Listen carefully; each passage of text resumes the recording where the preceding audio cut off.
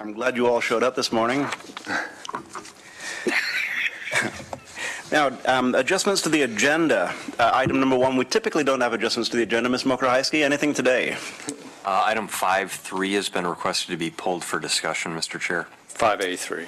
5A3. From the consent calendar, then, we will be pulling item 5A3, which is an action item, letter of support for,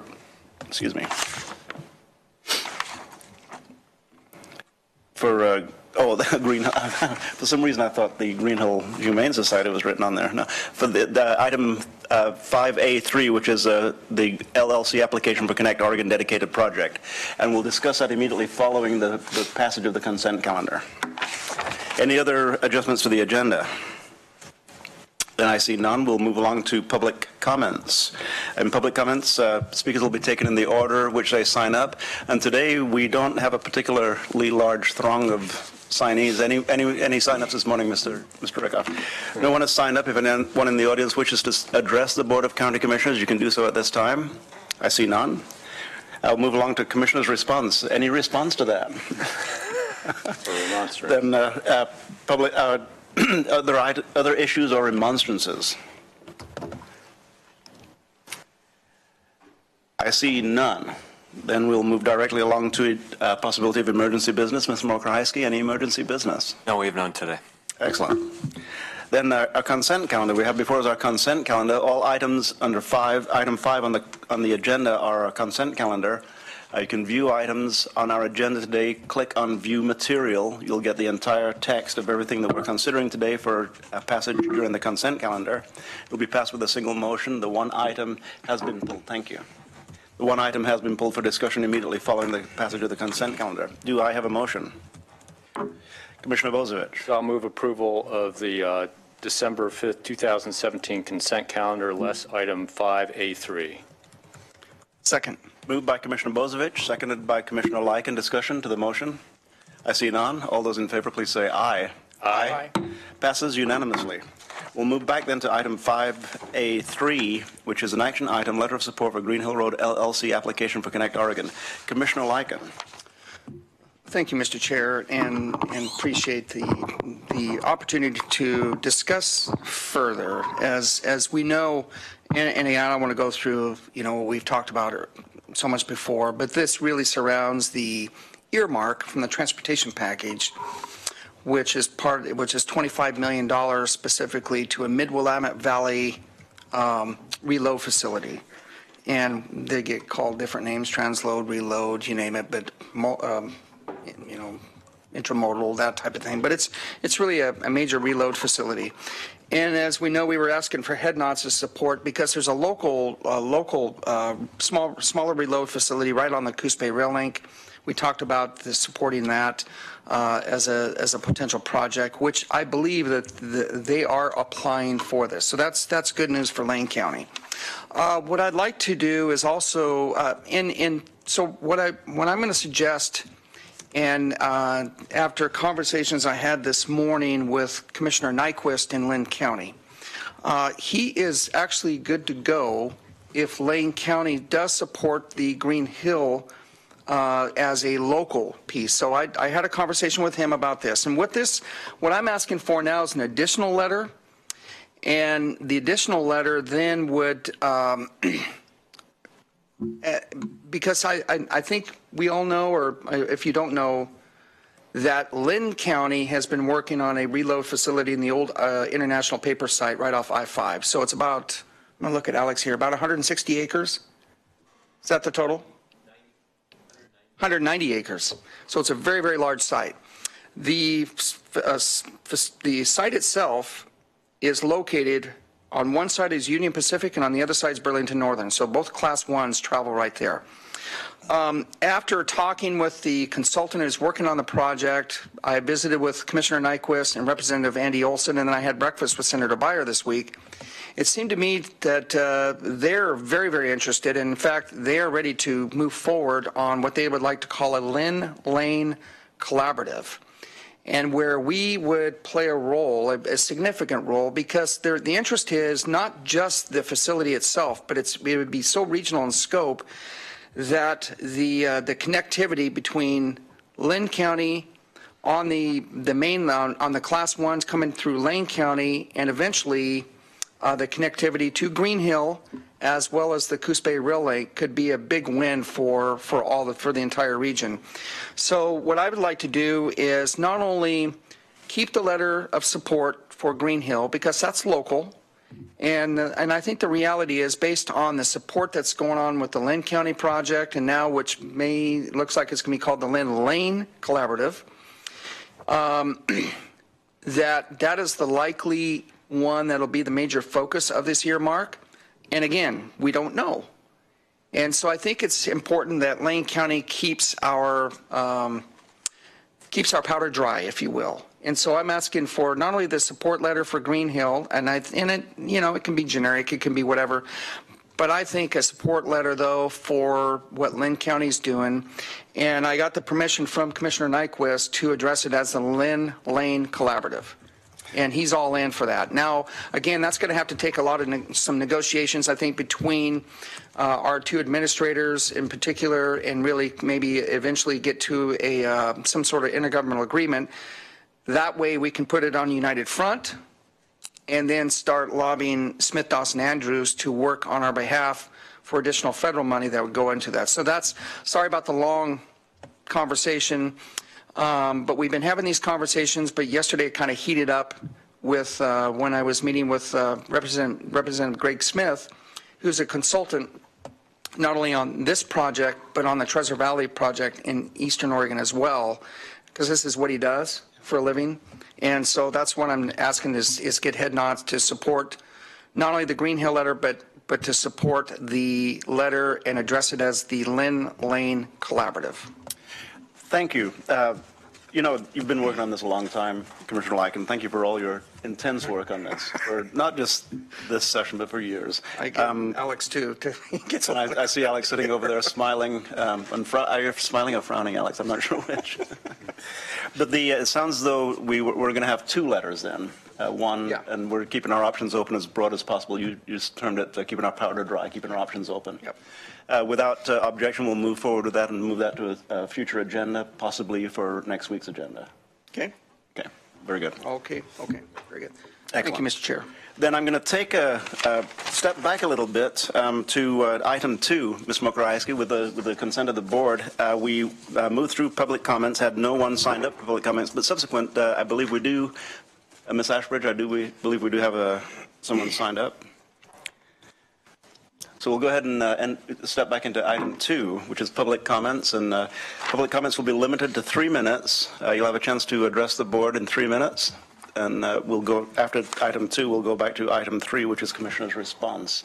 So the first person we have signed up is Ken Welkern, and if you would step to the podium, Ken, and state your name and address for the record, and you will have 3 minutes to speak. Thank you, Commissioners. My name's Kenneth Welker, MD. I live in rural residential Lane County, just outside of Cottage Grove, just north of Cottage Grove.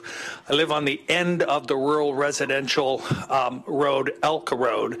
I'm surrounded by 3 forests on 3 sides, and then probably 1,000 feet away down the hill to the south is my first neighbor.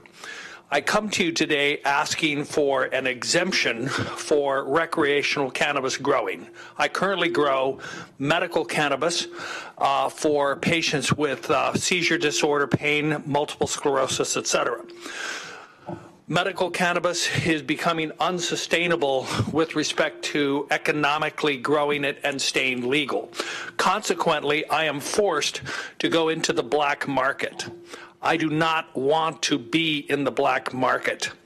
It is full of people who lie, people who steal, and it is illegal. I'm very well aware of that. I'm a good neighbor. I have no complaints against me. So I'm asking for an exemption for the county commissioners to prescribe an exemption to recreational cannabis growing such that I'm no longer limited to stay in medical cannabis, which will shut me down. Excellent. Thank you, Dr. Welker. Thank you. Thank you for being here this morning. Would anyone else in the audience wish to address the Board of County Commissioners at this point in time? I see none.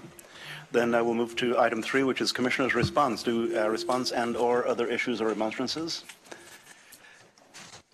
I see none at this point, but Dr. Welker, thank you for the information that you provided, and thank you for the stimulation of conversation.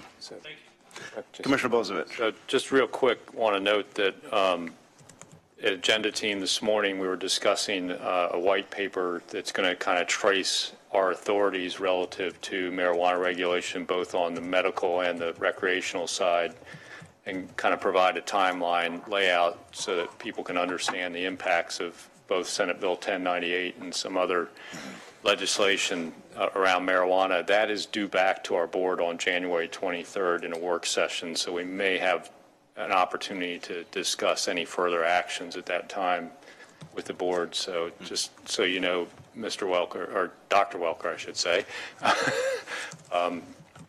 that's probably our first opportunity to have some serious discussion about whether we can move forward with any changes in our local regulation as we get to understand what ramifications it has for the county legally and some of our impacts there. So. Thank you, Commissioner Bozievich. And that January 23rd meeting is tentatively scheduled for that date. It should be a pretty broad and comprehensive view of the county's authority and responsibilities surrounding legalization of marijuana, both medical and recreational. So thank you for your input. Sorry I added a couple of letters to the end of your name when I called you up. Thank you, Dr. Welker. Further remonstrances? I see none. Then we'll move back down the agenda. Relatively short agenda today. We'll move to item 6A, which is Health and Human Services, Order 17-1205-05 in the matter of approving certain contract amendments and grant acceptance and delegating authority to the county administrator to sign the approved contract amendments and grant acceptances. This was originally scheduled to be on our consent calendar, and I just wanted to see your face this morning, so I asked for it to be on the regular calendar. Ms. Gaffney. Thank you, Chair Farr and Commissioners. It's always an honor and a pleasure to come before you and talk about some of the issues that are moving inside Health and Human Services. This particular agenda item, as Chair Farr mentioned, is often considered routine. It's approving specific grant proposals and contract amendments, many of which will likely look familiar to you. I would, for the purpose of our discussion today, though, like to lift up one of those items in particular, and then, of course, I'm happy to answer questions about any of the others that might be of note. In this packet, we've included our acceptance of a contract with the Oregon Health Authority Public Health Division for the funds to support public health modernization, and I thought this was one that would be important to loop back to you and lift up not only as your role as Board of Commissioners, but also Board of Health. I know we've had a lot of discussions about the state's work to modernize public health over the last several legislative sessions. And then last session, there was hope that we would have a significant investment. The initial ask from the Health Authority was for a $30 million investment to support modernization. And ultimately, because of the budget constraints, the state was only able to authorize $5 million statewide for that modernization effort, and it was focused very much on communicable disease supports, and that's an important area for us as a community.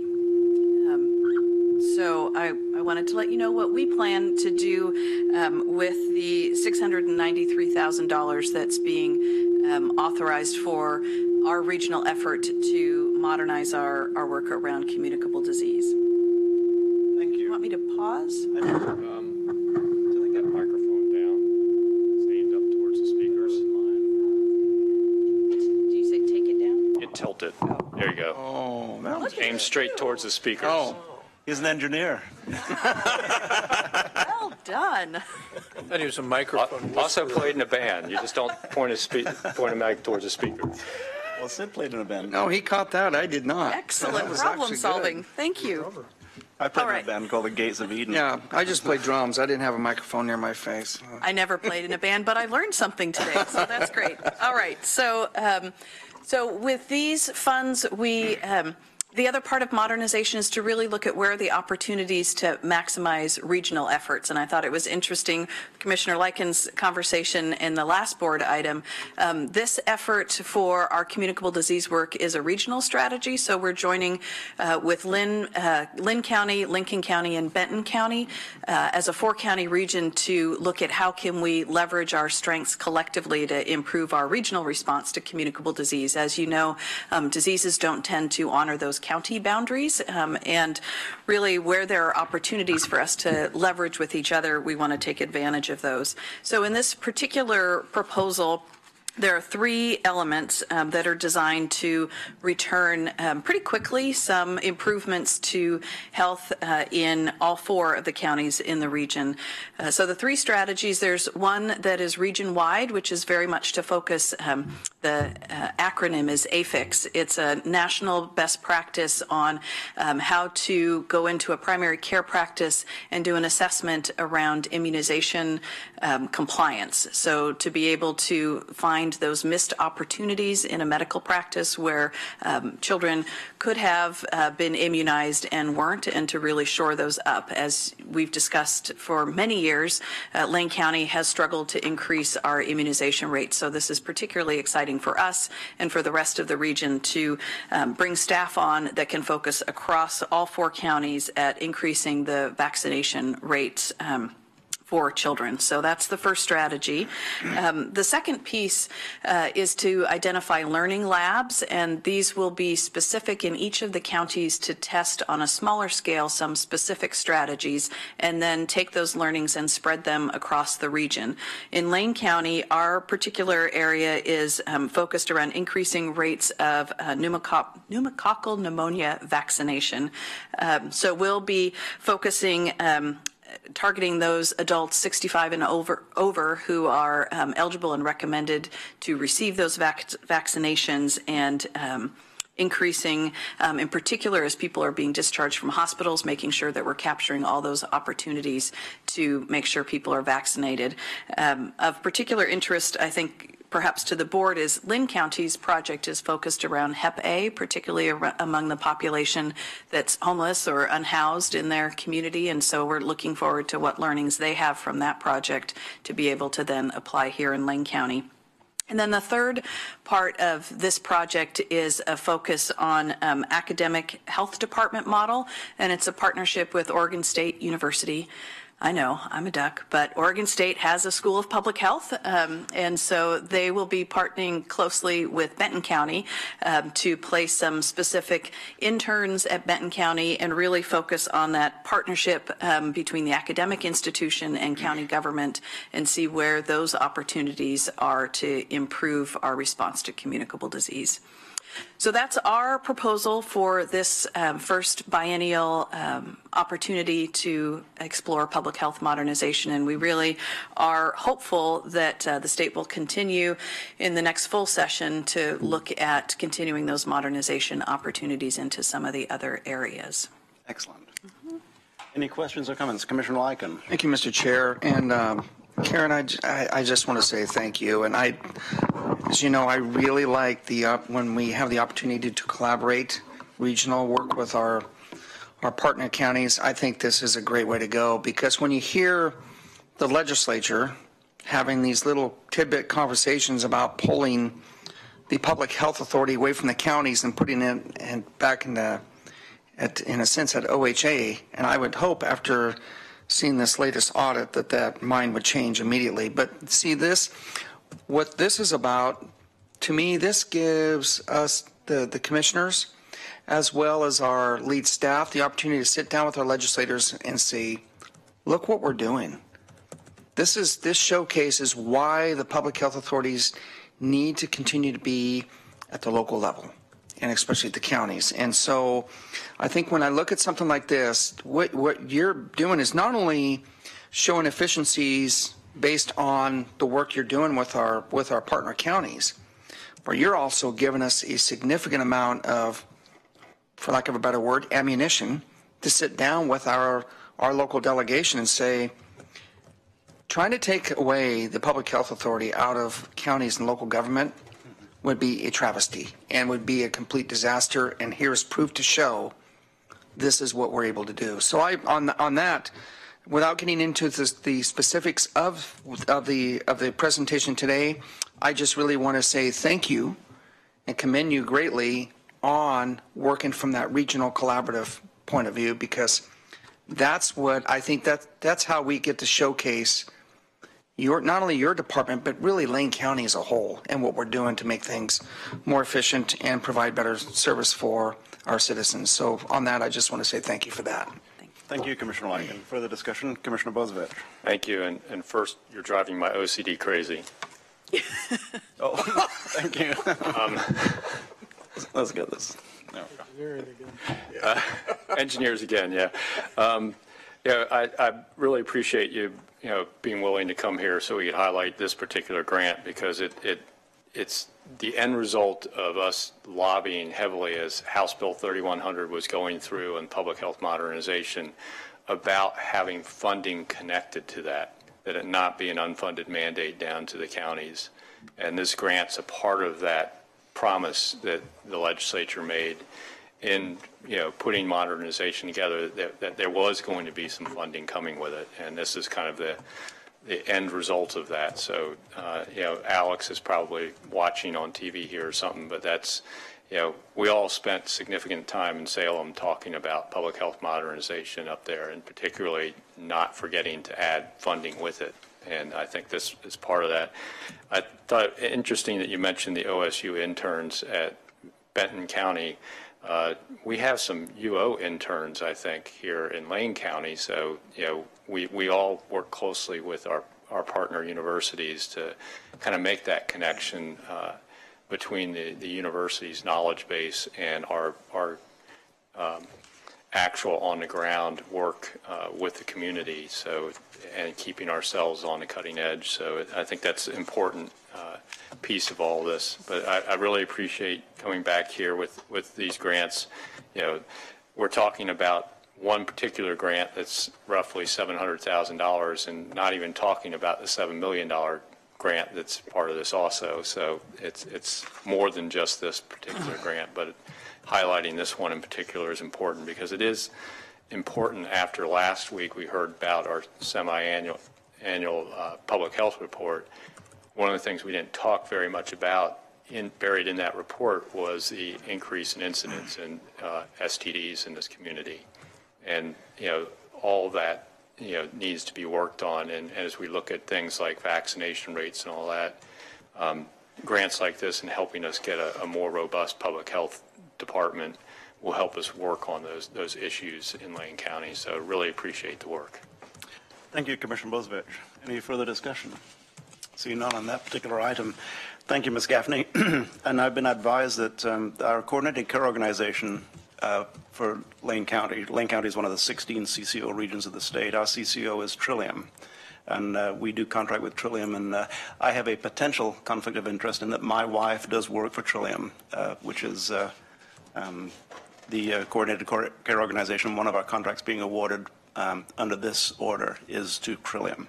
I will be voting on that. Thank you. Any further discussion? Then we have before us board order, it's number 17-1205-05. Do I have a motion? Commissioner Bozievich. So I'll move approval of order 17-1205-05 in the matter of approving certain contract amendments and grant acceptance and delegating authority to the county administrator to sign the approved contract amendments and grant acceptances. Second. Moved by Commissioner Bozievich, seconded by Commissioner Lycan. Discussion to the motion? I see none. I'll call for the vote. All those in favor, please say aye. Aye. Passes unanimously. Thank you, Ms. Gaffney. Thank you for coming in this morning. We'll move along to item number 7A, which is a first reading and setting of the second reading and public hearing on ordinance number PA 1349 in the matter of amending the Rural Comprehensive Plan to redesignate land from forest land to agricultural land, to rezone land from impacted forest land F2 to exclusive farm use E40, and adopting savings and severability clauses. And this morning we have Amber Bell and Lydia McKinney. Good morning, Ms. Bell. Thank you, Chair. Good morning, Commissioners. At this time, this is a first reading for ordinance number PA 1349, also identified as Land Management Division File Number 509-PA16-05160. It's a privately initiated plan amendment and zone change, and this item is also a request that the board set a second reading and public hearing for December 19th, time certain at 1:30 p.m., and that at which time staff will provide a full staff report and there will be an opportunity for public comment. Thank you, Ms. Bell. Discussion from the board. Any questions? I see under view material, we do have a full package of material that's provided to us this morning. So, Ms. McKinney, Commissioner Bozievich. So I'd like to move approval of the first reading and setting the second reading and public hearing for ordinance number PA 1349 to December 19th, 2017 at a 1:30 time certain. Second. Moved by Commissioner Bozievich, seconded by Commissioner Lycan. Discussion to the motion.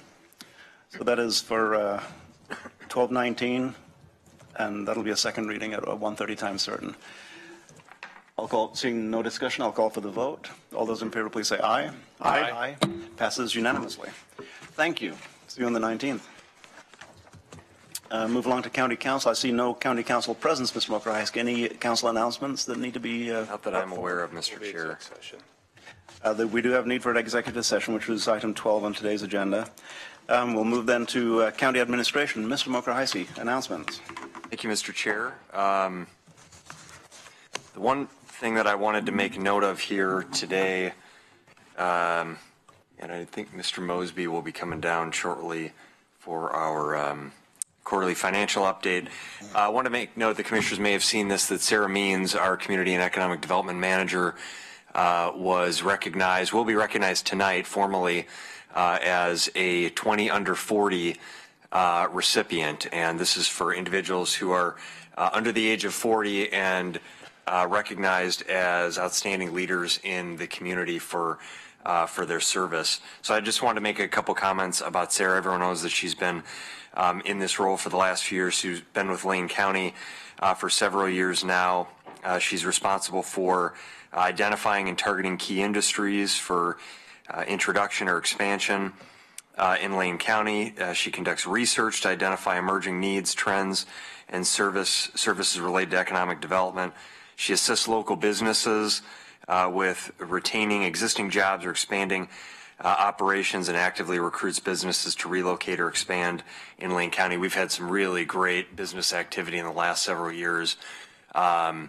And we could go on and on about all the businesses we're really excited about. More recent business activity that's happening, both in terms of redevelopment of downtown areas within our cities, as well as large companies that have expanded or relocated here. Sarah has really been a leader in, initially in Lane County, Lane County's push for expanding the food and beverage industry, and she really led that effort in Lane County and I think across the state. In 2016, she was one of 30 economic development leaders from across the nation invited to participate in the White House Forum on Economic Development, where she played a role in promoting the region and also shaping the federal economic development landscape. She's been a part of United Way's Emerging Leaders and the Technology Association of Oregon. And I could go on and on with all of Sarah's great things, but I just want to take a moment to recognize her and how great she's a reflection of the type of people that we have here in Lane County, who are dedicated to providing outstanding services, who are innovative in the way that they approach their jobs, who are just fantastic to work with. People just love working with Sarah, and we're really fortunate to have her here in our organization. So I want to congratulate her on behalf of our whole organization for that outstanding recognition. Thank you, Mr. Chair. That's all I have, unless you have questions for me. Thank you, Ms. Mokrajewski. Any comments on the announcements? We all congratulate Sarah. I love working with her. I remember the day that I met Ms. Means over in Glenda Polling's office over at near Valley River, and she was a part-time employee at the time. And I thought, oh my gosh, I think we have a future here, evidently. So thank you very much. Then item 9A, Mr. Mokrajewski, is a report in the matter of presenting the first quarter fiscal year 17-18 financial report. And I believe John Mosby will be joining you. Mr. Mosby, good morning.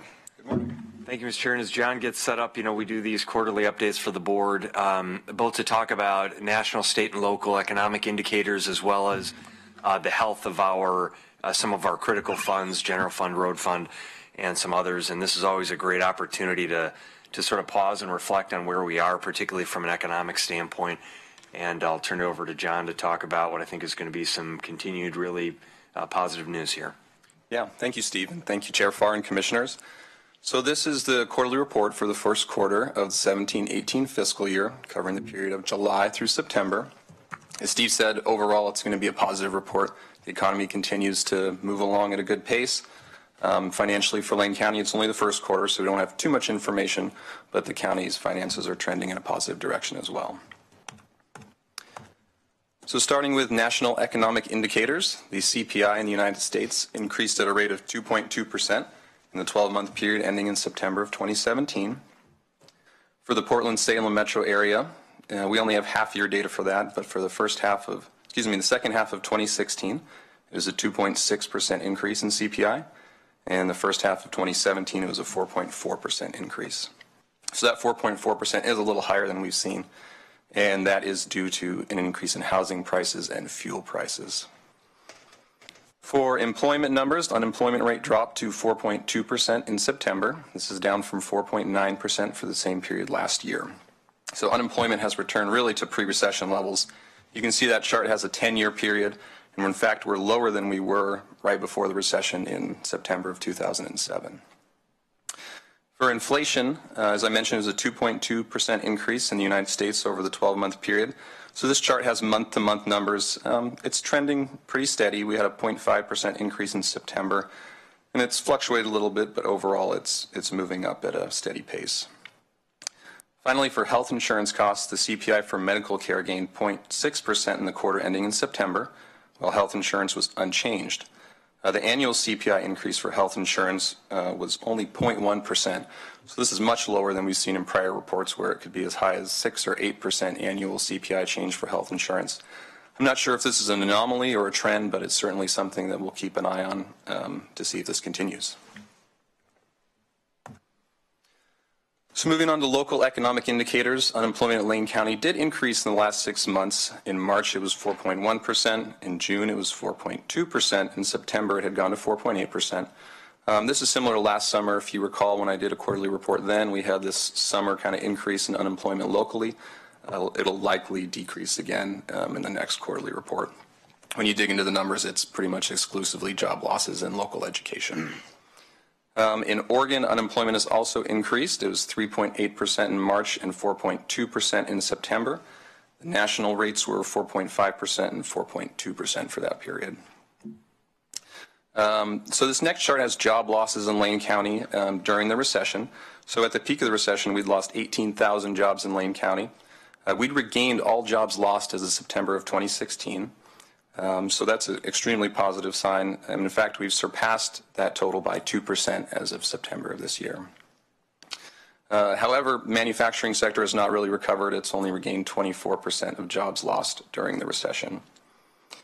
This next chart is job growth outlook. This one has not been updated for this quarterly report, so it's the same one that you saw last time. But it does have a pretty positive overall picture of forecasted job growth for Lane County. With a number of industries above 10% growth over the 2014 through 2024 period, and a number of them in industries that pay a higher average wage than the current one for Lane County. So these next charts dig into some of the economic data a little bit more just beyond the unemployment number. The first one is labor force participation in Oregon, and the gray dashed line has what we'd expect labor force participation to be, and the red line is what it actually is. And you can see for the first time in a long while, those are just about to converge, which is an extremely positive sign. The gap between those at the bottom of the recession was quite large, about 5%. And those two numbers really haven't converged since the late 90s. Even at the highest point pre-recession, they didn't quite meet. You can see they were pretty close. So we're just about there, maybe about a half point more. But again, this is another sign that the economy is doing quite well, pulling people back into the labor force who've been out of it for quite a while. The next chart has the U6 unemployment rate, which is a broader measure of unemployment. It measures people who are out of work but not looking for it, those who are working part-time but want full-time. So it really measures everyone who is in an employment situation that they'd like to improve upon. That's down to 8.7%, which again is the lowest we've seen in quite a while. This chart goes back to 2003, and it's lower than it's been in that whole measurement time. Finally, wage growth is trending up, but pretty slowly. It's only about 2.5%, 3%. This is from national data rather than any state data. Again, this is kind of surprising considering how well the other economic numbers are looking. So not quite sure why wage growth isn't growing at a higher pace, but something we'll keep an eye on and see if it starts picking up a little bit. It's kind of stuck around 2.5% for the past few years. Real estate prices are continuing to rise rapidly in Lane County. The average price of a home grew to $285,600 in September of 2017, and that was up from $258,900 in September 2016, which is a 10.3% increase over that period. The median sale price, which is probably a better number to look at to see the trend, actually rose by 13.1% in that period, from $235,000 to $265,900. Total market time is unchanged for both at 50 days. So home prices are rising fairly rapidly in Lane County. We aren't quite back to a pre-recession level of home prices when we adjust for inflation, but we sure are getting pretty close to there. Building permit data was mixed. Commercial permits were decreased by 34.4% in the first quarter, while residential permits increased 2.9%. So you can see on some of the charts there, the numbers fluctuate quite a bit with commercial permits. It wasn't a huge decrease in the actual number, only about 11 or so, but the percentage, because we have a fairly small number of those, the percentage looks higher. So moving on to county fund information. This is only the first quarter, so the data isn't too telling, but it gives you an idea of at least where we are at this early point in the fiscal year. For total revenue, we've received 14.5% of expected or budgeted revenue. This is pretty typical because we have not received our taxes, property taxes, as of September, and typically federal revenues tend to lag and received later in the year as well. For expenditures, we've expended 19.2% of total expenditures across all funds. Again, this is where we expect it to be at this point in the year.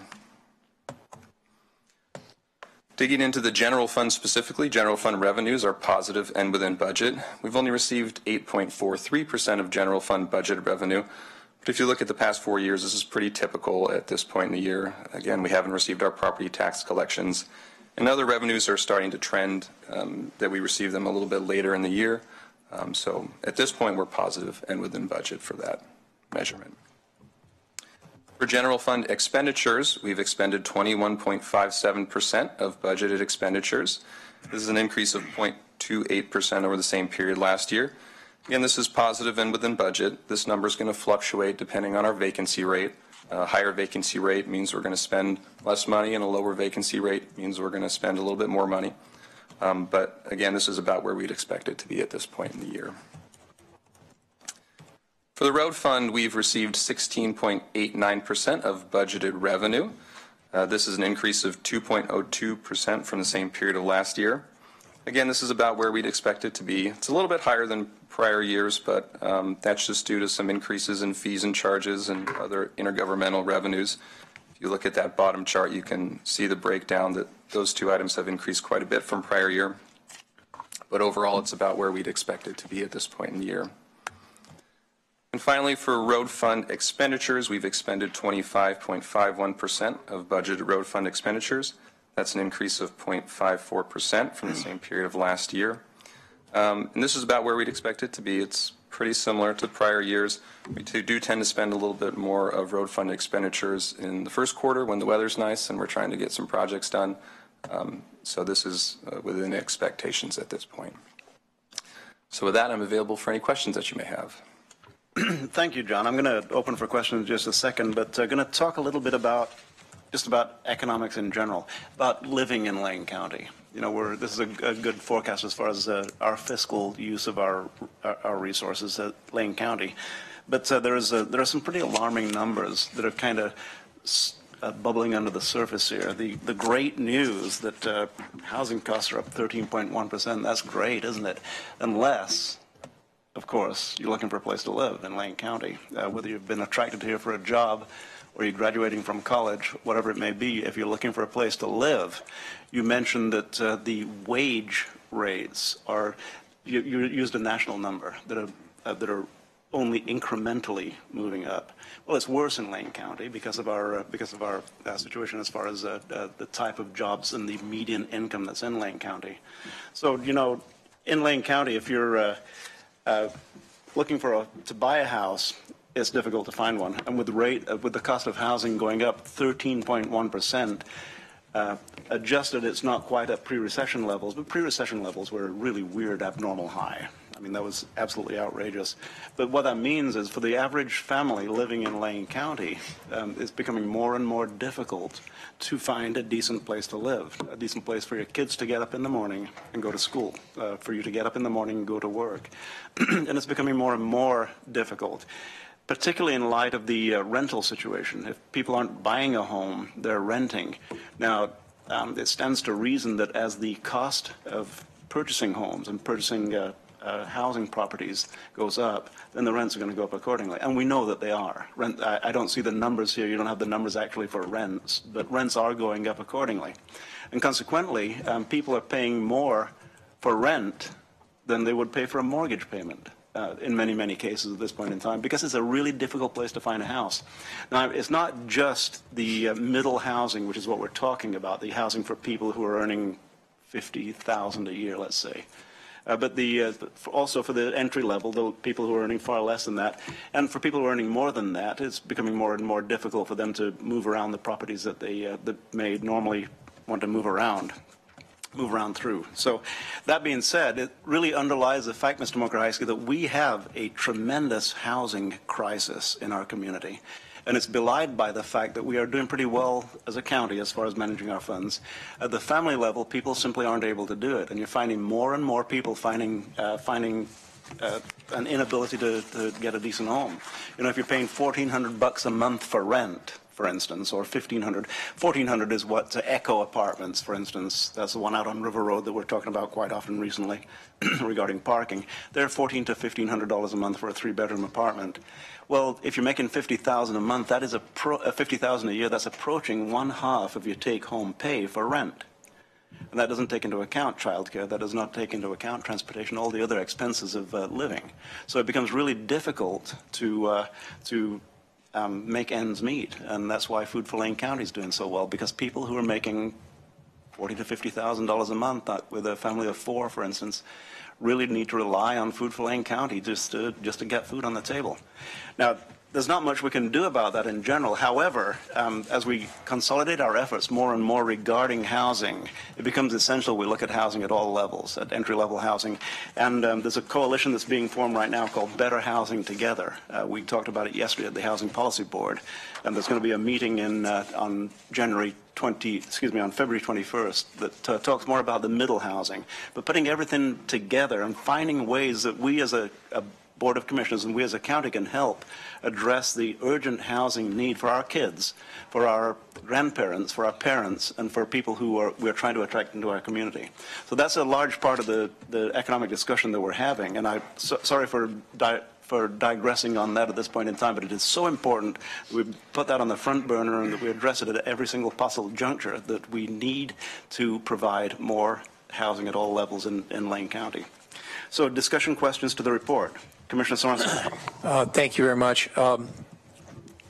Concerning the report, I'm interested in hearing your views on the integration of the term tech economy and these numbers. The City Club of Eugene just had a presentation on Friday about the extent of the technology economy in Eugene in particular, and there were some references to Springfield as well, but it's primarily Eugene. These were the numbers that I recall. One was that there are over 400 companies now in Eugene, and to some extent, a little bit of that is measured in Springfield. These 400 companies employ approximately 4,000 people, and their average wage is $70,000 a year. Is all that accurate? That was provided by an official or president or technology company executive who represented something called Silicon Shire, which has a website. And I'm just curious, where does that, I mean, in these traditional areas, like, for example, one would be finance or real estate. I think that's always a category in federal government statistics. Well, one of the people talking works for a company that has over 60 employees, and what they do is real estate software to let people know what properties are being offered and what the prices are. And this is nationwide, and it's done from right over here in downtown Eugene. So I'm curious, where does technology as a sector fit into some of these more traditional definitions of the economy, such as leisure or travel or real estate or finance, or even wood products or other things that could be construed to be part of the technology economy? Well, I mean, I don't have too much information for you on the local tech economy. I think perhaps economic development could provide, quite a bit of detailed information about what's going on. I will say, just in some of the things that I've shown you here, for example, the bottom chart, we have the information bubble, which typically includes tech. So the wages are close to what you said. They're just below that 70,000 mark. What color is that one? That's the top left, that kind of purplish pink color. Okay. I can zoom in on that if you'd like to. Yeah, information? So, yeah, that's information. And this is from 2014, so it's a little bit old data, but it does kind of give you an idea that, yeah, that wage is, at least according to the Oregon Employment Department, that wage level is pretty close to what you heard. However, the growth level they were forecasting then is not too high, and that could also be because of the size of that sector. So the size of these bubbles corresponds to the total size of a given sector, Yep. and information is just kind of smaller than some of our other sectors in Lane County. One thing that I could provide in the future, if you're interested, is the state does have like job totals that break down actual number of jobs by sector. So that might be informative for you if you're wanting to see what does the tech industry look like year over year compared to other industries like hospitality or like professional services. But that's something that I could. Silicon Shire says that microbreweries are part of their base. So that, to me, implies that some of what we call food and beverage is also technology. Yeah. Unfortunately, I'm not sure about how those numbers get reported, whether it's self-reporting, the company decides how they're categorized, or if the economists decide, tell us what you do and we'll put you in a category, but I could get you that. It could be voluntary too. If a brewery wants to be in a group that's technology because they're using technology, which I imagine a lot of businesses use technology, then they can call themselves technology. I thought it was interesting that they didn't refer, at least that I could hear, they never referred to the term Lane County, not a single time. It was all Eugene, Eugene, Eugene, Eugene, Eugene. It's really kind of interesting. Okay, and then last but not least, do we have any way to know what the impact of the new tax legislation, federal tax legislation, might be on our economy, given our state's reliance on property taxes as a major funding source for local government and schools? My understanding is that that deduction is no longer going to be available.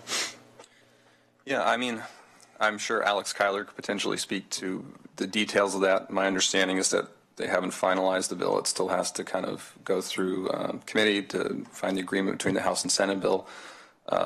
So depending on whether deductibility of property taxes or state and local taxes happen, it could have an impact on our economy. But at this point, since the bill has, I guess we'll have to wait to see what the final federal product is. Right. But I would request that you keep an eye on this, because with Oregon having a roughly 9% state income tax and having among the higher property taxes in the national reporting on this, states like New Jersey, Oregon, and California were specifically mentioned because they do have high local taxes relative to other states, and if you can't deduct those, then those federal taxpayers are going to be hit harder.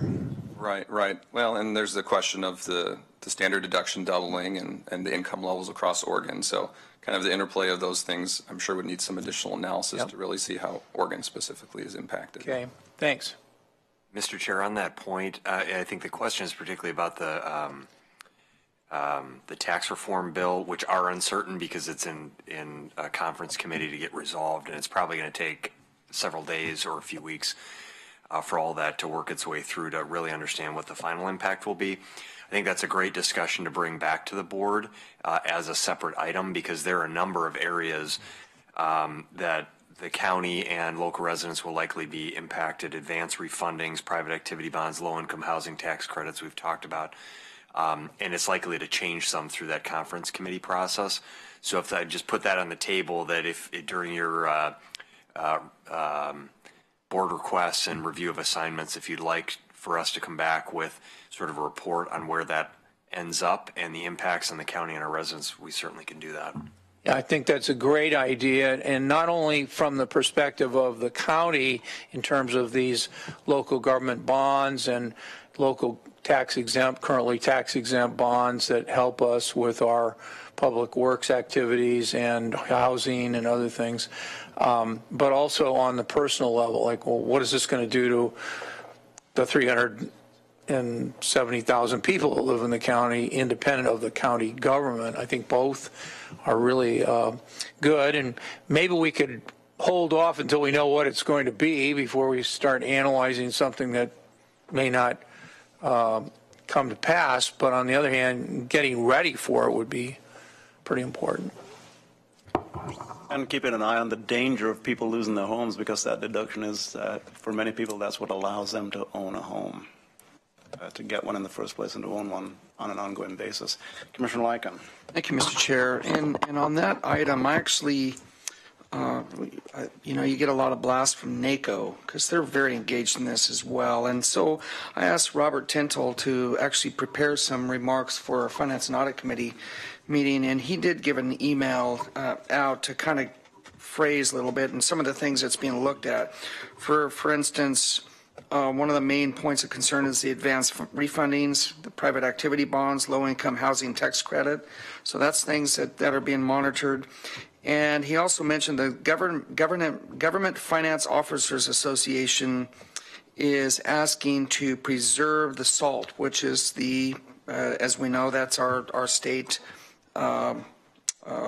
tax deduction. So deductibility for individual taxpayers to maintain the cost efficiency and flexibility of tax-exempt municipal bonds through advanced refunding, and also the importance of private activity bonds. So these are all things that not only NACO is looking at, but I was pleased to see that Robert, through his national association, is also highly engaged as well. But I think it is worth to have something come back, so I would agree with that. The other thing is not necessarily a question, but it's maybe, yesterday I was in Portland attending the Oregon Leadership Summit, so the Oregon Business Plan, and a lot of the focus was on technology, and it's really interesting, and around manufacturing. And I think what's going to happen here in the future is how we measure manufacturing isn't necessarily going to be by jobs total, because the issue of automation was discussed significantly. And I think with Commissioner Sorensen bringing up things like the Silicon Shire, the technology that's beginning to happen here, and just I think for all of our information, so Lane County is very, very engaged in all these different groups. So yes, Eugene is where the hub is, and that's where it resides. But Sarah's done a very, very good job to make sure that Lane County remains highly engaged with the Technology Association of Oregon, with the regional accelerator, the RAIN. In fact, I now sit on the board of the local RAIN, and so Lane County is very much engaged, and I think that's really key going forward. So while Eugene has mentioned Eugene, yeah, and I would agree, that's the mention, because that's where the hub is. I mean, that's where the activity is. But Lane County is very much involved in this, and so I just want to make sure we understand that. But on the manufacturing side, that's the discussion, is that how do you measure that? I don't think you're going to be able to measure it in jobs anymore, because so much more automation is going to come in and take over so many of these different types of jobs that used to be related to manufacturing. But on the property tax side, you're still going to tax it because it's equipment. And so there's going to be opportunity for revenue to come back to local governments. The issue is going to be what's going to happen to state government and the income taxes. That's probably the big significant issue, because there was they showed a map on the different regions that will be changing because of automation, and the highest percentage was actually in Eastern Oregon. And you think about a lot of those farmers, more and more technology and automation is replacing the actual people that are out in the fields. It'll be interesting to see how that occurs and where that's going to go, but to expect a significant change probably in the next 5 to 10 years. And I think how we measure it. I don't think you're going to be able to measure it by the number of jobs, but maybe it'll be wealth created, or how much equipment is investing that you can see the revenue that's coming back to local government. So it was really interesting to hear that and to listen to that. But I also strongly believe that Lane County is positioned pretty well, and we're positioned pretty well to, especially on the technology side, to make sure that when that investment comes, that we're right in the middle of it. Thank you, Mr. Chair. Thank you, Commissioner Lycan. And the Finance and Audit Committee meeting is on Friday of this week. Yeah. And the report from Mr. Tyndall will be discussed. And I see a representative of the Register Guard here. That'll be a pretty interesting meeting, which is at 1:30 p.m., I believe, on Friday up in the BCC conference room on finance and audit. Further discussion, I'm looking at the letter right now, and Mr. Tyndall talks a lot about SALT, the state and local tax deductibility, which is under attack right now. Yeah. Very good. Further discussion? I see none. Thank you for the great report, Mr. Mosley. You probably got a little bit more than you bargained for. Good discussion, good questions. I Excellent. appreciate the feedback. Mr. Mosby, thank you very much. Thank you. Then we'll move along. Actually, we do have a, let's see, that was a report only. So, Ms. Mokrahasky, any other administration business? I don't think so. Okay, then we'll move along to Commissioner's business. Only item under this is a discussion and review of the 2018 Commission Liaison and Representative Assignments. We have the most recent list was updated on June 30th. And if you click on View Items, it's in there today. Don't expect any decisions on this today. It's a discussion only. But if you would look at the assignments that we each have, and it was realigned after Commissioner Stewart left and Commissioner Williams came on board. Take a look at the mandated, multi-jurisdictional, non-mandated, and other appointed committees. There are a number of them. If you have any requests for changes, if you would like it to change from the existing structure and assignments that we have, please send a note sometime in the next week or so, and we'll consider those changes. Commissioner Lycan, I have a question for you on SWEDCO. Yeah. So I was going to, after the meeting, have a conversation with Steve on how we want to deal with that. Okay. Because a lot of changes have been made. And so, if this is something that's going to come back to the board, is that correct? Is that? Yeah, it usually comes back Yeah. in January. First meeting in January. So I think we might be able to have a better understanding of what's happening there, because there has been some pretty significant changes made with regard to regional economic development. And the only other one is, I know Commissioner Williams has been the point person on LCOG. And yep, and I'm his backup. Yes, you're listed as, okay.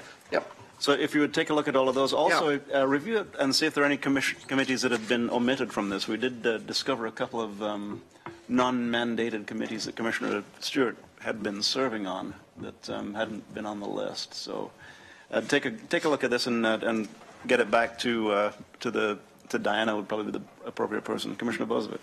Thank you. So it does come back in our first meeting of the year, and it usually comes back under consent calendar. So if you have desired changes, we probably need to talk about them now just to get names in place so that Diana can get the consent item put together. But I do want to make note of one particular committee that is changing its structure and probably needs to change how we appoint, how we function with that committee, and that's the technology management team. It is, as they've gone through some analysis, and we sat through a presentation yesterday from a consultant on some of the changes that need to be made, and particularly the governance structure of how we run technology in this county is changing, and that committee is going to become the governance committee for that. And therefore, we'll be making what I would consider operational decisions as a body, and therefore it's not really appropriate to have commissioners involved in operational decisions. We hire him to make those. So I think we need to change it from maybe having 2 commissioners on the committee to just one as a non-voting liaison. And I'd still be willing to serve in that role as a long-standing member of that committee since I was elected originally. And I've already spoken with Commissioner Williams about that, and I think he's just fine with that. So just to understand that technology management team is not so much a board standing committee, it's moving to being a county governance committee under the management of our county administrator. So I think we want to maybe make that one change, and I don't know if it needs to be listed under a standing committee or somewhere else, but just to appoint me as a liaison, if anything else, because. Thank you, Commissioner Bozievich. You addressed the very last item on the list, and I've been asked if we would go ahead and take a few moments to discuss each of the line items on this. So we have technology management team. We're recommending that Commissioner Williams be dropped from that, and that Commissioner Bozievich be a liaison as opposed to a voting member of the team, and a question as to where that needs to be listed as far as the type of it. So let's go back to the top of the list if we have a few moments, and Diana's asking if we would talk about this. Commissioner, yeah. We had to demote him again. Don't give you a big demotion. Yeah. Down here. Steve, please. So in Commissioner Bozievich is right. We talked about the sort of the shift for the technology management team. I will say TMT exists in the Lane manual, and so it changes there. We just need to think about the changes you make here. If they're reflected in another policy document of the county, we'll need to do some additional work to clean those things up here, so just be aware of that. Very good. Then I'm just going to take these in order. I'm going to name the committee, name the liaison, or the or voting member, whichever the case may be. And hearing no suggestions for change, I'm just going to go relatively rapidly down the list. So we'll start with Poverty and Homelessness Board, Farr. PSCC, Bozievich. Housing Policy Board, Commissioner Sorensen. Human Services Commission, Bozievich, Farr. Lane Area Commission on Transportation, Lycan with Bozievich as alternate, I believe. Is that correct? Yeah. Mm-hmm. Lane Workforce Partnership Board, Commissioner Sorensen. MWMC, Farr with Williams as alternate. SWEDCO, we had a brief discussion on that. Yeah, Commissioner Lycan. and so let me just go ahead and just, I think what is appropriate is we eliminate SWEDCO from the multi-jurisdictional committee. In fact, SWEDCO became Greater Eugene Inc., and Greater Eugene Inc. is still in existence, but at this point in time, it's gone dark. And right now, the economic development is going back, is kind of being put into a, how do we want to call it, Steve? What do you want to call it? Multi-jurisdictional, not multi-jurisdictional, but it's Eugene, Springfield, Lane County. Advisory committee. I think intergovernmental agreement, maybe? Yeah. Is that how you want to phrase it? Right. That's where it is right now. Okay. So Greater Eugene Inc. may come back brighter sometime, but this is where it is for this point in time. Okay. So there won't be an elected commissioner actually involved in a committee, but instead it'll be the administrators working. Perfect. Okay, So very we'll good. eliminate SWEDCO, so delete that committee from mandated committees and not add Yep. anything at this point in time, Yep. but keep an eye on it. Thank you. Regional Solutions, FAR, and Sarah Means. Performance Audit Committee, FAR, yeah, that's, I was thinking, do we still have that? Yes, we do. Tourism Council of Lane County, Tourism Council of Lane County, TBD. Let's have a discussion on that. Is there a tourism council? There's Travel Lane County. There's Travel Lane County, which Who's the member of it currently? I am the member of Travel Lane County with Yeah. Ms. Smoker. No, the Tourism Council. Nobody. Nobody. What is the Tourism? I don't know. Does it I don't exist? know. So we have a question mark on that, and I'm wondering if that is Travel Lane County, just listed incorrectly. I'm seeing no message. Travel Lane County is on this, on the back On page the- on here, the so I think it is separate, but I'm not aware of, So I'm gonna mark delete with a question mark. ONC counties, voting delegate. Actually, I just remembered now. Tourism Council is in the Lane Manual. How do I remember these things? is it all of a sudden? active? Is it an active? It's actively in Lane Manual, but it's not filled as a commission, as a committee. I don't believe there is a tourism council. Maybe we can just have Mr. Mokrajski make a note to have the legal counsel come back with a amendment to Lane Manual, deleting references to it, because it seems like it's an old terminology.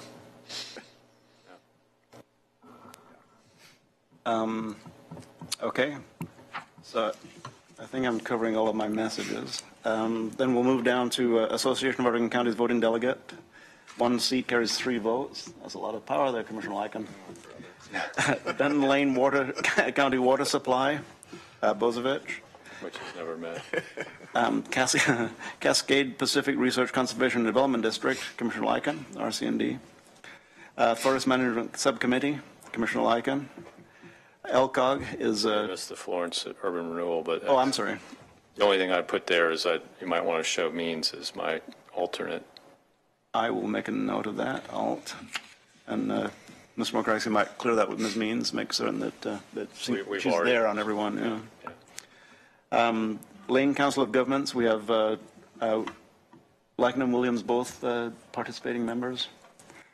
Legion El Rapa, Lane Regional Air Pollution Authority is Commissioner Bozovich.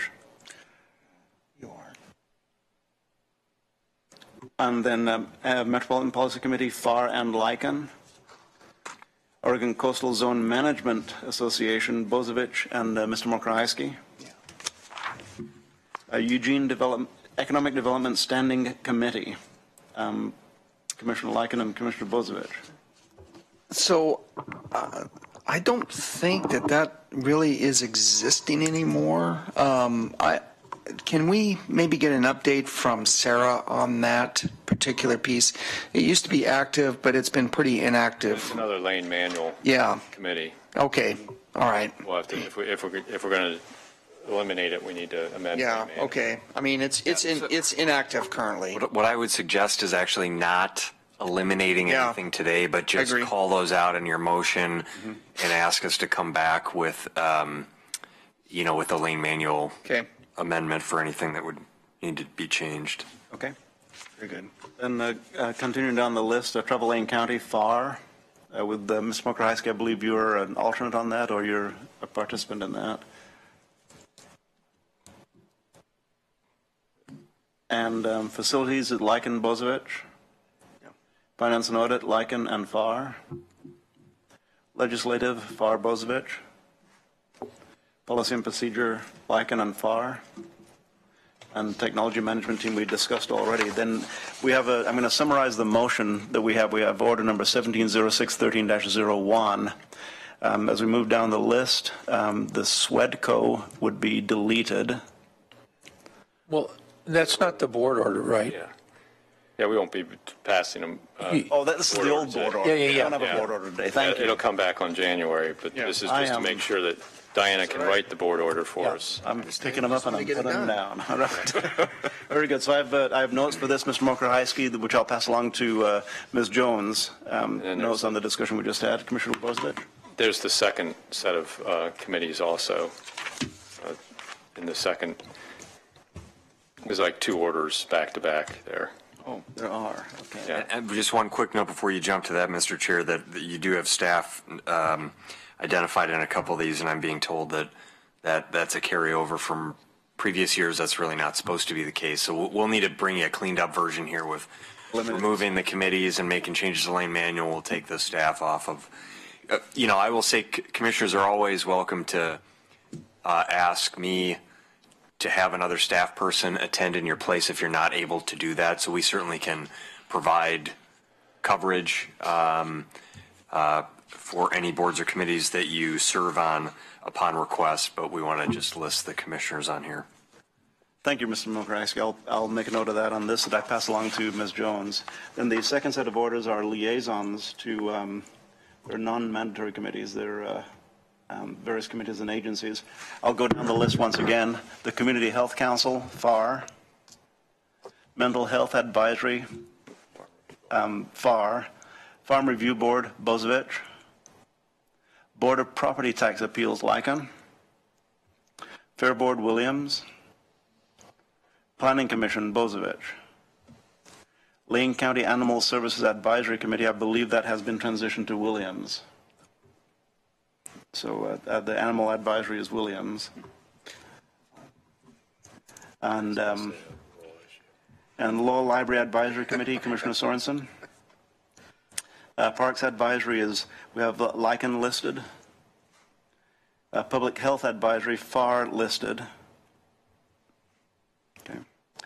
Temporary Advisory Committee, formerly the RAC, Transportation Advisory Committee, formerly RAC. That's Road Advisory. That's good. Road Advisory, right, that's good. And you're the liaison for that. Coast Fork Watershed Council, we have Williams. East Willamette Resource Conservation District, Williams. Long Tom Watershed, Sorensen. Mackenzie Watershed, Lycan. Middle Fork Willamette Watershed Council, Williams. And Siuslaw Watershed Council, Bozievich. Excellent. Then I'll forward the only changes on that would be the Animal Advisory would be Williams, replacing FAR on Animal Advisory. And Ms. Mokrzycki, I'll forward these to Ms. Jones. Any further comments or questions on that? Now, there'll be an opportunity to review this prior to the January 9th meeting. So, thank you very much. Okay, a bit clumsy, but I think we got through it all right. Then moving along to 10B, which is Commissioner announcements. Any announcements? Commissioner Lycan. So thank you, Mr. Chair. And as I mentioned from the last presentation, so I attended the Oregon Leadership Summit yesterday, and part of again, it's the 15th year of the Oregon Business Plan. It was founded way back when by Senator Wyden and Governor Kulongoski. And in really giving an update, but it was interesting to listen to, and this is really from, I would call primarily the Portland business community, but there were also other regional business folks who were part of this and part of the discussion. It was interesting hearing the terms structural deficit and things like that we've had to go through here at Lane County over the years, and how we were able to get this under control.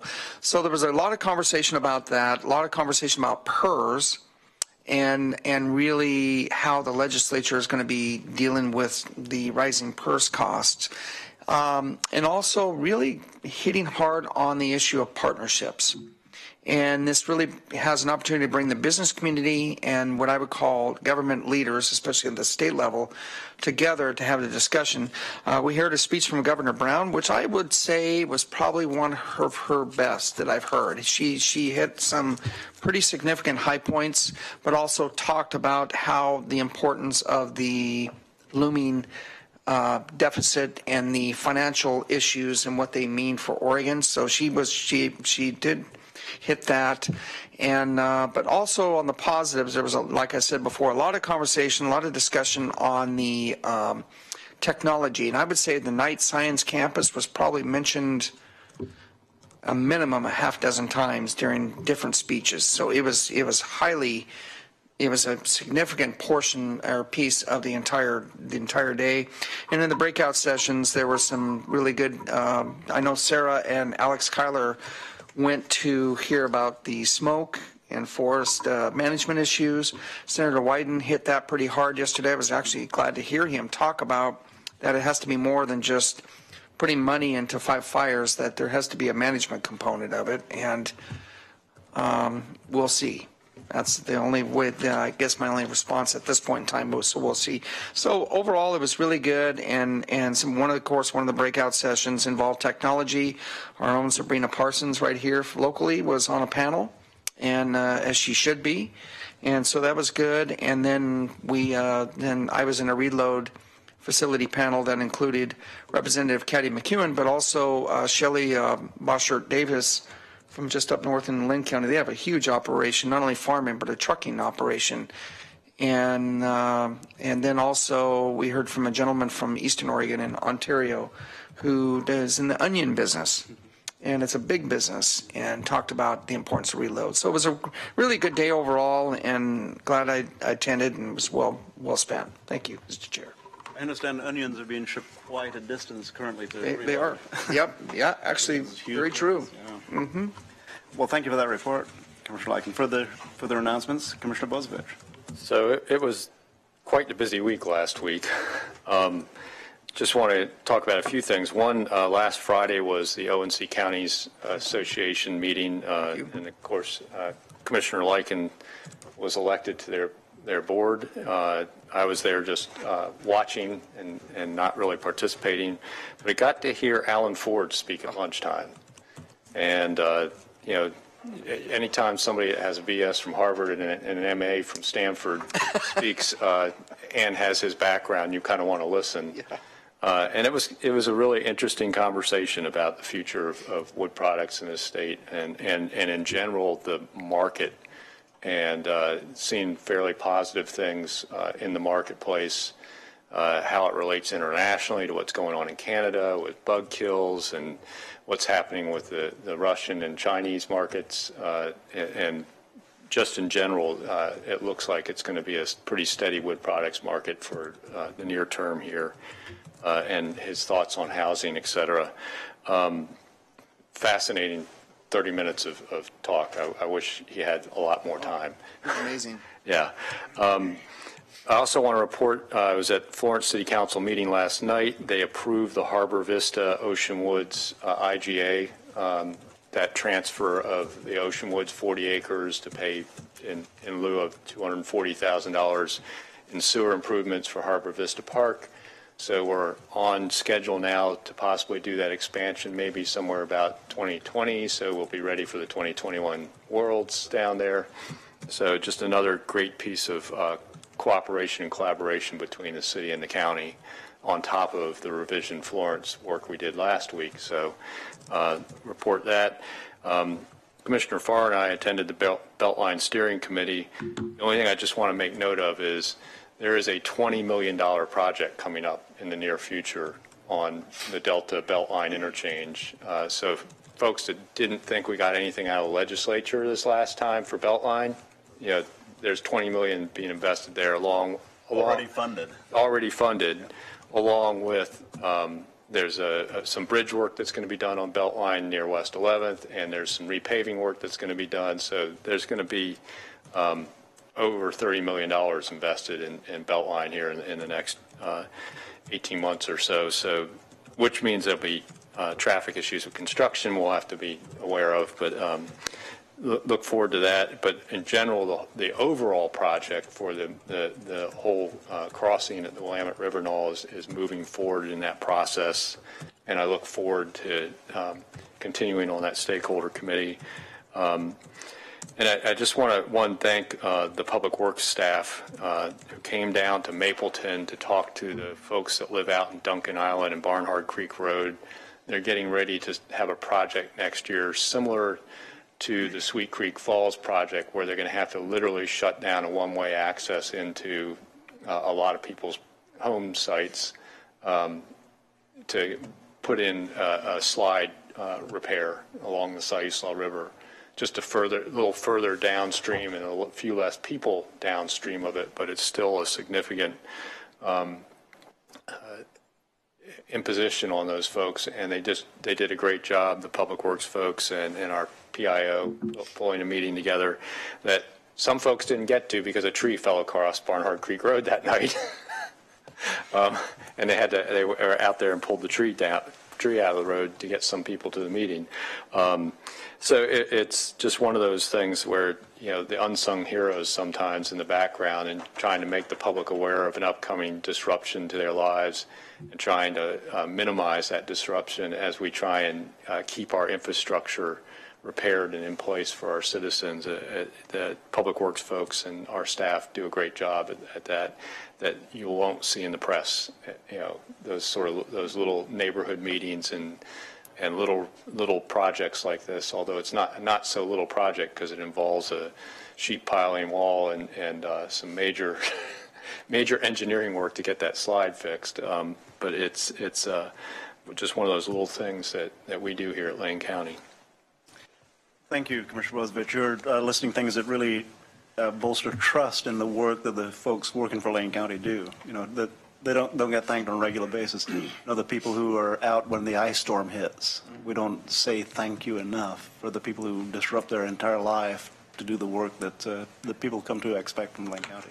So thank you, Commissioner Bozovich. For the discussion, Commissioner Williams.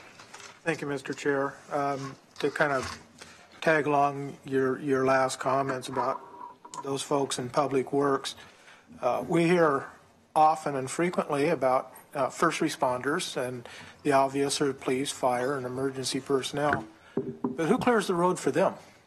It's the Public Works Department goes out and clears the road so the first responders can do their work. So just wanted to acknowledge that it is the work of the Public Works people that we ask to go out in all kinds of foul weather,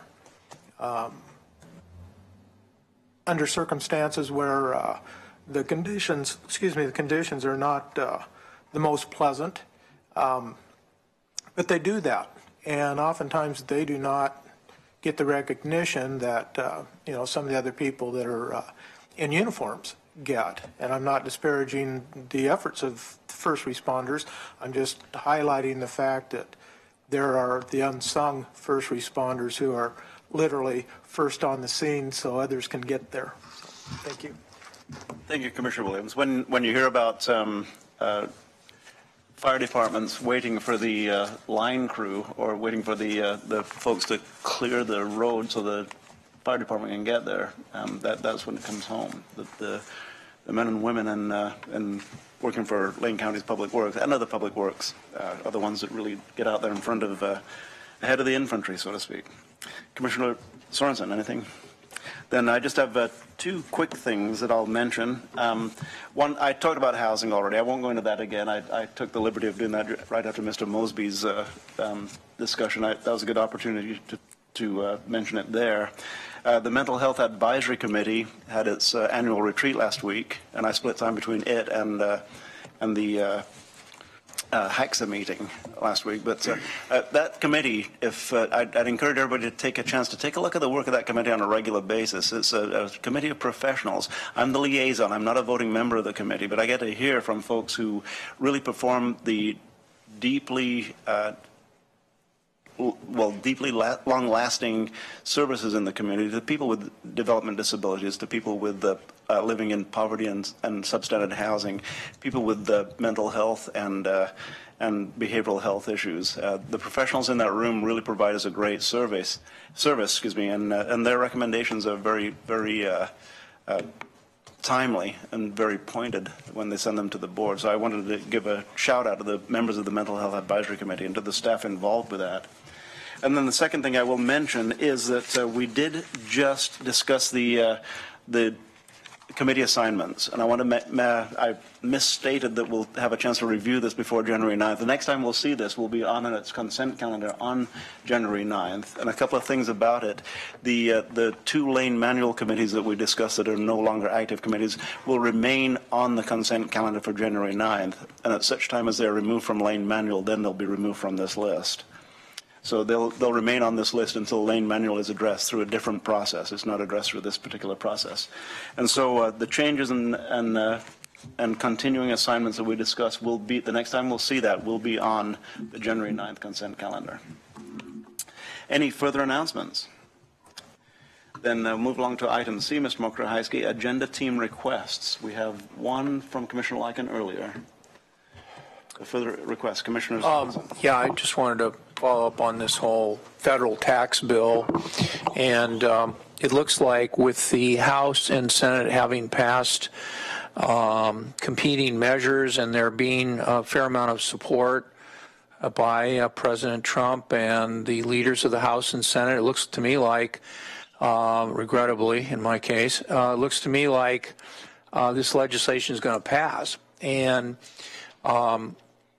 although there were efforts by Senator Collins and other people to try to limit the impact of this on federal taxpayers by making sure that they got their deductions for the things that they have long planned, such as for housing, that appears to be headed in the wrong direction, and it could have a major impact on Oregon's economy because of the relationship between housing and the wood products economy. So I just like to, echo the statement earlier in the meeting that we need to get on top of this as soon as we can, that we need to get a briefing on two major aspects of it. One is, what's the impact on the people of Lane County, the over 100,000 federal taxpayers that we represent? And secondly, because there's some things aimed specifically at local governments that we rely upon, like property taxes and tax-exempt bonds, we need to get a briefing on the impact to Lane County government. So those are some things. I guess I'm cautious about the idea of, well, let's send everybody off in a big rush before there's really a bill, because there's two bills and there isn't a law, but on the other hand, it's going to come quickly. So I'll just say that I think maybe a mid-January briefing is what I would suggest, because the leadership, from what I understand, wants to get this done before the end of the year. Smoke will clear in the first week or two of January, and we'll begin to be seeing some of the impacts, or at least we'll be able to know what the bill says, the law says, and then we'll be able to start looking at what the impact is. So Commissioner Sorensen is suggesting an agenda item. I would concur with that regarding the impact of federal tax changes on residents of Lane County. For instance, if your property tax no longer is a federal deduction, that's going to be of significant impact to anybody who owns property in Lane County. For instance, if you pay $3,000 in property taxes, that's a $3,000 deduction that you have, which no longer would be there. So that's significant, and that's not just affecting a few people. That affects both versions everybody. Allow $10,000 worth of property tax deduction. Allow 10,000. Okay. So, okay. Very good. Well, that counts me out. So it'll be interesting to have that discussion and the truth of how it actually does affect maybe specific individuals. Maybe take some case studies. So very good. Any further announcement? Oh, excuse me, agenda team request. Commissioner Yeah, Swanson. just back on this one. Commissioner Bozievich just mentioned that the legislation, either House or Senate, allows for some deductibility for property taxes.